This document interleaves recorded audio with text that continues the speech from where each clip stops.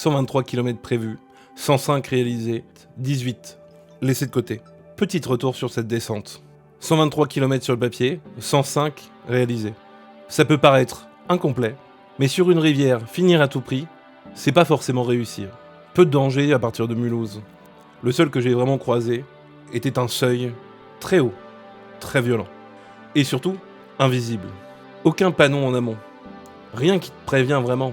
Et quand t'es chargé, pas craft, matos, bivouac, t'as pas le droit à l'erreur. Le rappel est puissant.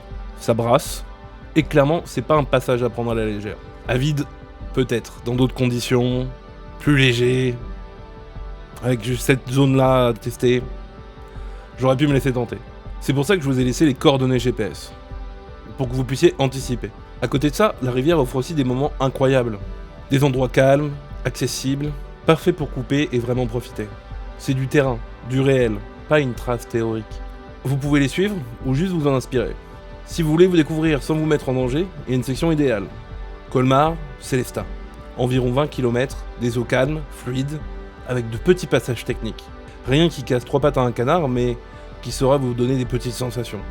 Et si vous ne sentez pas le courage, vous pouvez toujours faire un portage. C'est typiquement le genre de parcours où on peut prendre le temps. Observer, tester, apprendre. Et même pourquoi pas le faire avec les loueurs de canoë. J'ai entendu qu'ils étaient très à l'écoute, qu'ils fournissaient même des cartes, que vous soyez en autonomie ou que vous louez un canoë. Vous pouvez vous les appeler pour qu'ils vous conseillent. Je vous ai donné les points clés, les informations importantes. Je n'ai pas volontairement tout détaillé. Parce qu'une rivière ne se consomme pas comme un itinéraire GPS. Ça se lit, ça s'apprend, et ça se ressent.